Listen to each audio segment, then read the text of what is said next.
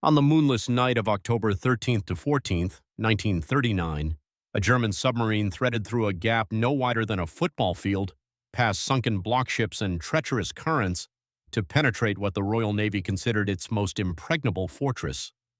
Within 2 hours, 833 men lay dead, a British battleship rested on the seabed, and Kapitän Leutnant Günther Prien had achieved one of the most audacious naval raids in history. The attack on Scapa Flow remains a masterclass in calculated risk and a cautionary tale about complacency in war. The vast natural harbor in Scotland's Orkney Islands had served as the Royal Navy's primary home fleet anchorage since the early 1900s. Spanning 125 square miles with an average depth of 30 to 40 meters, Scapa Flow was ringed by islands that created narrow, current-swept channels, natural choke points that seemed designed by geography itself to repel submarines. The Germans had tried twice during the First World War to penetrate these defenses, and both attempts ended in disaster. In November 1914, U-18 entered Scapa Flow only to find the anchorage empty. While escaping, she was rammed twice by the trawler Dorothy Gray, forced to surface and run aground. Her crew was captured. 4 years later, just days before the armistice, UB-116 attempted to enter through Hoxha Sound with a volunteer crew of 34 men. British hydrophones detected her approach. At 11:30 p.m., shore-controlled mines detonated electrically. All 34 hands perished, the last U-boat lost in the Great War. These failures cemented Scapa Flow's reputation as impenetrable. The three main western approaches were protected by anti-submarine booms and anti-torpedo nets. The 5 smaller eastern channels were blocked by sunken merchant ships, obsolete vessels deliberately scuttled to deny submarine passage. The Royal Navy operated under a fundamental assumption: no submarine commander would be mad enough to try again. That assumption was fatally wrong. 20 years of tide, weather, and neglect had degraded the World War I block ships. In Kirk Sound, the narrow eastern channel, 4 aging hulks, Numidian, Thames, Mainier, and the recently added Soriano, were supposed to form an impenetrable barrier. They didn't. The old vessels had shifted and settled. Navigable gaps existed between them, barely visible but measurable, approximately 200 feet of clearance with 7 meters of depth, just enough for a Type 7B submarine with its 15.5-foot draft. The British knew about this vulnerability. In March 1939, the commanding officer coast of Scotland reported urgently, "It is now disclosed for the first time navigable channels still exist through Kirk Sound." Admiral Sir William French personally offered to pilot a submarine through the gap himself to prove the defenses were inadequate. He was ignored. In July, the Admiralty agreed to sink 3 more block ships, but imposed a spending cap of £10,000 on purchasing them. The Germans learned of Kirk Sound's weakness through Luftwaffe aerial reconnaissance in September 1939. Flying officer Siegfried Nemeyer photographed the entire anchorage, revealing the block ship positions and the tantalizing gaps between them.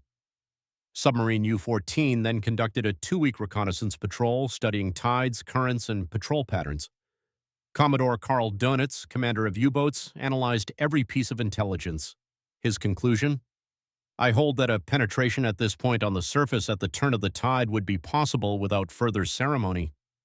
The date selected was October 13th to 14th, 1939, a night with no moon among the highest tides of the year, and both periods of slack water occurring during darkness.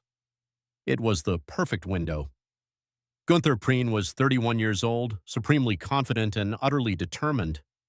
Born in 1908 to a judge's family that fractured when his parents separated, he grew up in poverty in Leipzig, working as an errand boy while dreaming of the sea. At 15, against his mother's wishes, he enrolled in Hamburg's Siemens College. By 24, he held his master's captain certification, a remarkable achievement for someone of his humble circumstances. But the Great Depression crushed his dreams. Unable to find work, he joined unemployment lines, laboring in work gangs dredging fields and digging ditches. In desperation, he joined the Nazi Party in 1932 and the Reichsmarine in 1933. By December 1938, he commanded the brand-new submarine U-47. American correspondent William Shearer later described him as clean-cut, cocky, a fanatical Nazi, and obviously capable. On October 1st, 1939, Preen was summoned to Dönitz's office aboard the depot ship Weichsel. When he entered and spotted charts marked Scapa-Flow on the table, his heart skipped. Dönitz laid out the intelligence and asked, "Do you think a determined commander could get his boat inside Scapa-Flow and attack the enemy's forces lying there?" Prien was given 48 hours to study the materials and decide. That evening, he sent his wife and child away, spread the documents across his writing table, and worked through the night. "I felt a tremendous tension within me," he later wrote. "Would it be possible to bring it off? My common sense calculated and questioned the chances, but my will had already decided that it could be brought off." When he reported back ahead of schedule, Dönitz asked simply, "Yes or no?" "Yes, sir." Dönitz shook his hand. "Get your boat ready."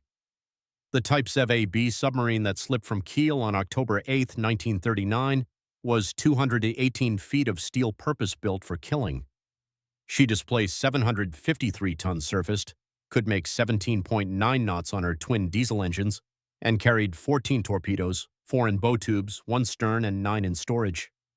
For this mission, Preen loaded the new G70 electric wakeless torpedoes, slower than air-driven models but leaving no telltale bubble trail. Most of the 42-man crew knew nothing of their true destination. Only First Officer Engelbert Endras and Navigator Wilhelm Spar were told before departure. The crew learned their fate on October 12th when U-47 lay submerged south of Orkney. Preen assembled his men in the forward torpedo room and announced, "This evening we are going to Scapa-Flow." The reaction was stone-cold silence. Preen could hear water dripping on the metal floor. These men knew the stories of U-18 and UB-116. They knew what happened to submarines that entered Scapa-Flow. Before surfacing, Chief Engineer Johann Friedrich Wessels discovered water contamination in the lubricating oil, a potentially fatal mechanical problem. Working frantically, he repaired it. 3 crewmen were assigned to detonate scuttling charges placed throughout the boat if capture became imminent. If the British caught U-47 inside Scapa-Flow, no one aboard expected to survive. At 19:15 on October 13th, U-47 broke surface. Preen climbed to the conning tower and was immediately confronted by an unwelcome sight. The aurora borealis blazed across the sky, casting an eerie greenish glow over the water. The new moon was irrelevant. Nature had provided her own illumination. The submarine's dark silhouette would be visible against the reflection. Preen faced his first critical decision: abort or proceed. Another 24 hours of waiting was unbearable. Perhaps he could use the northern lights to his advantage for navigation. "Both engines full ahead," he ordered. At 2200 hours, the Orkney navigation lights came on, allowing Preen to fix his position. U-47 approached through Holme Sound. At 23:07, they spotted a merchant vessel and crash-dived, lying submerged for 30 tense minutes. Resurfacing, they continued toward Kirk Sound. Then came the first near disaster. In the darkness, Preen spotted a half-sunken wreck and assumed it was a Kirk Sound block ship. He ordered course 270 degrees, but something was wrong.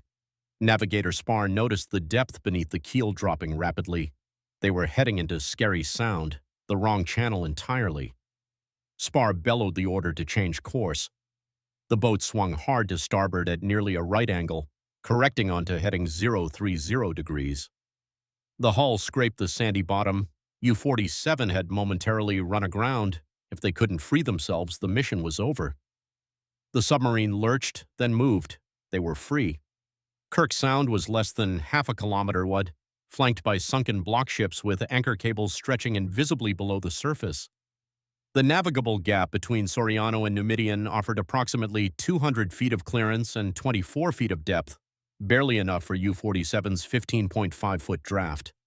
The currents ran at up to 10 knots. One wrong calculation, one moment of inattention, and they would be swept into the block ships or run hard aground. Preen ordered helmsman Spar to steer between the wrecks at 260 degrees, riding the current. U-47 came within 15 meters of Numidian, then a heart-stopping sound echoed through the submarine, the hull scraping against Soriano's exposed anchor cable. The stern swung violently. Preen ordered the port motor stopped, starboard to slow ahead, rudders hard to port. Ballast tanks were blown. The submarine lurched free. But they weren't clear yet. Carried by the current, U-47 drifted so close to the northern shore that she was suddenly illuminated by automobile headlights from St. Mary's Village. Second watch officer Amelung von Warendorf muttered that the driver should know better about blackout rules. No one laughed. Every man expected the shore batteries to open fire at any moment. The headlights swept past. They belonged to taxi driver Robbie Tulloch turning his vehicle around. He never noticed the German submarine passing in the darkness. No alarm sounded. At 0027 on October 14, 1939, U-47 cleared Kirk Sound and entered the legendary anchorage.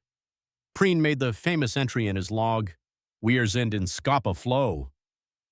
The three exclamation points recording his astonishment that they had actually penetrated the impregnable fortress. The submarine cruised on the surface under the blazing aurora borealis. Preen scanned the vast anchorage and found it nearly empty. Unknown to the Germans, Admiral Sir Charles Forbes had grown worried about Luftwaffe reconnaissance flights and dispersed most of the home fleet to safer ports. Only 51 vessels remained, with most combat ships concentrated in the southwest near Flotta. Preen first headed southwest, hunting capital ships. Finding nothing, he turned northeast. There, under the cliffs at Gatenip, he spotted dark shapes. Two ships lay at anchor, what appeared to be a Revenge-class battleship, and partly obscured behind her what looked like the battlecruiser HMS Repulse. The second ship was actually HMS Pegasus, a World War I seaplane tender, far smaller than Repulse, which had sailed with the fleet. But the first ship was unmistakable. HMS Royal Oak, 29,150 tons of British steel, 8 15-inch guns, 1,234 men and boys aboard. Preen maneuvered to attack position approximately 3,000 to 4,000 yards out. He plugged coordinates into the fire control computer and set torpedo depth to 7.5 meters. He would fire 2 at each target.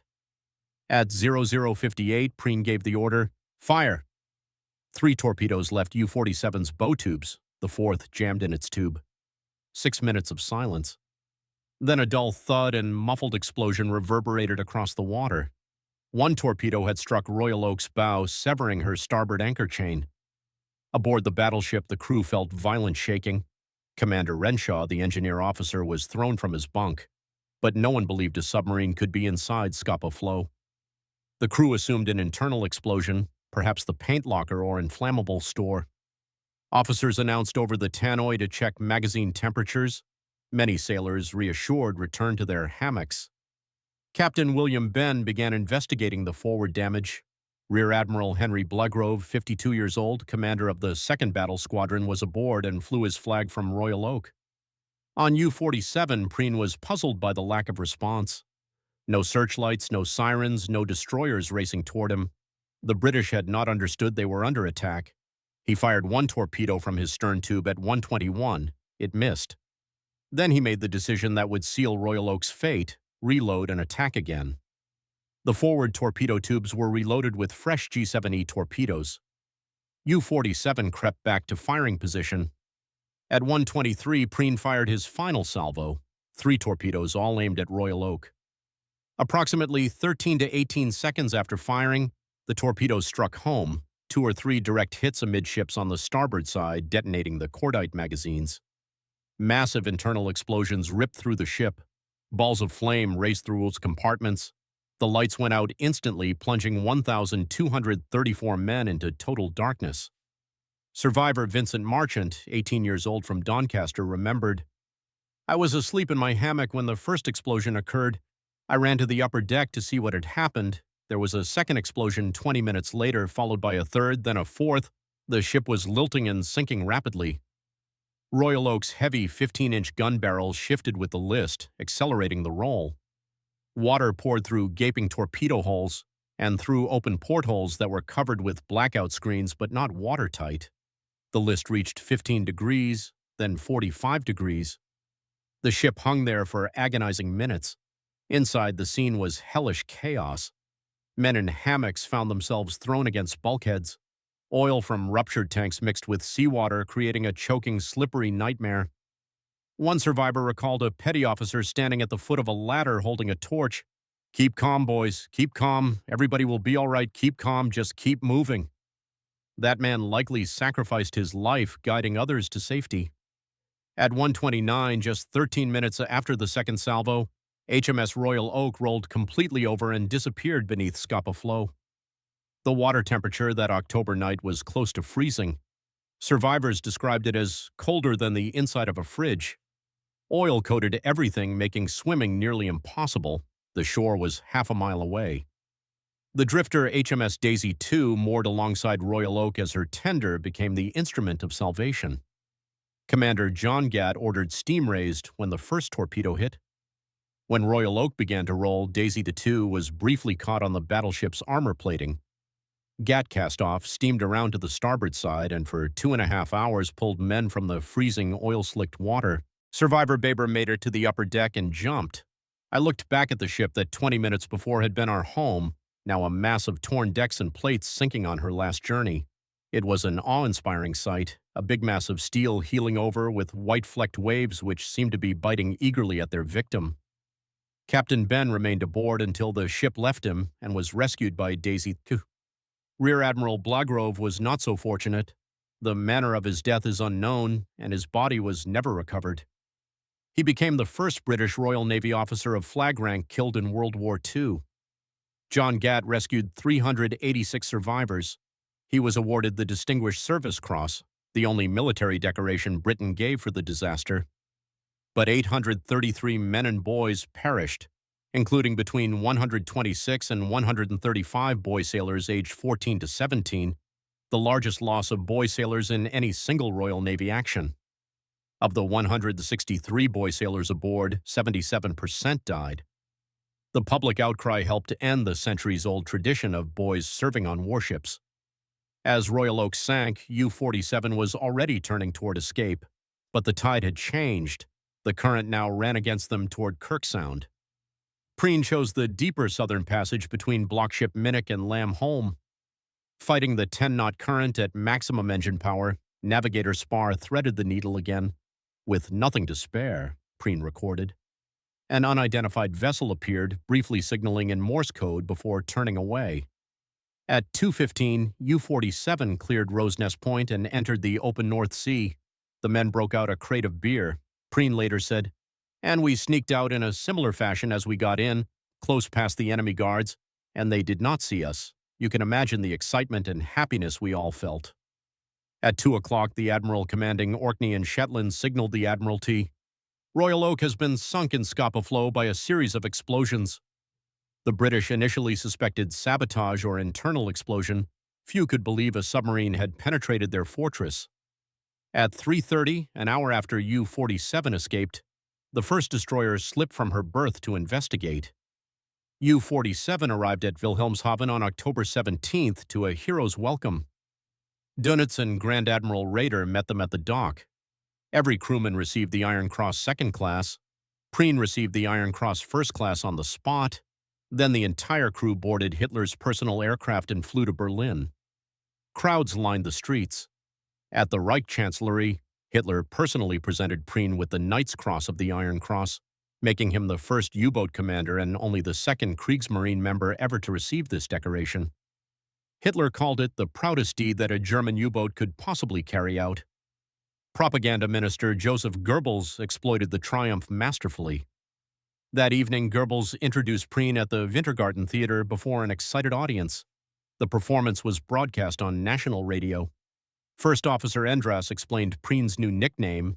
His frowning face and hunched shoulders during the attack reminded me of a bull in a ring. Der Stier von Scapa Flow, the Bull of Scapa Flow, was born. A snorting bull was painted on U-47's conning tower and soon became the emblem of the entire 7th U-boat flotilla. Preen's ghost-written memoir Mein Weg nach Scapa Flow sold 750,000 copies. The raid's symbolic significance ran deep. Scapa Flow was where Germany's high seas fleet had scuttled itself in 1919 rather than surrender. Preen's success offered symbolic vengeance for that humiliation. Churchill, First Lord of the Admiralty, announced the loss to the House of Commons on October 17th, calling it a remarkable exploit of professional skill and daring, while insisting it would not materially affect naval readiness. Privately, he was furious. The Board of Inquiry condemned Scapa Flow's defenses as inadequate and found 11 possible submarine routes still open. Admiral Sir Wilfrid French, who had warned the previous year about the vulnerability and offered to personally demonstrate it, was made the scapegoat, forced into retirement despite his warnings. Churchill wrote with increasing frustration over the following months. On December 21, 1939, "This is a very depressing report. Everything seems to be progressing very slowly." On January 1, 1940, 2.5 months have passed since the Royal Oak was torpedoed. What in fact has been done since? The home fleet did not return to Scapa Flow until March 1940, 5 months after the attack. Churchill ordered permanent concrete causeways, the Churchill Barriers, constructed to seal the eastern approaches forever. Built largely by over 1,300 Italian prisoners of war, the barriers used 250,000 tons of quarried rubble and 66,000 concrete blocks. They were completed by September 1944 and remain in use today, carrying the A961 road between the islands. The old steamer Lake Neuchatel arrived at Scapa Flow on October 15th to be sunk as a block ship in Kirk Sound, one day too late. The 18 months after Scapa Flow were the U-boat's happy time before Allied countermeasures turned the tide. Prien set the pace, sinking 8 ships totaling 51,483 tons on a single patrol in June 1940. On October 20th, 1940, he became the first U-boat commander to receive the Knight's Cross with oak leaves.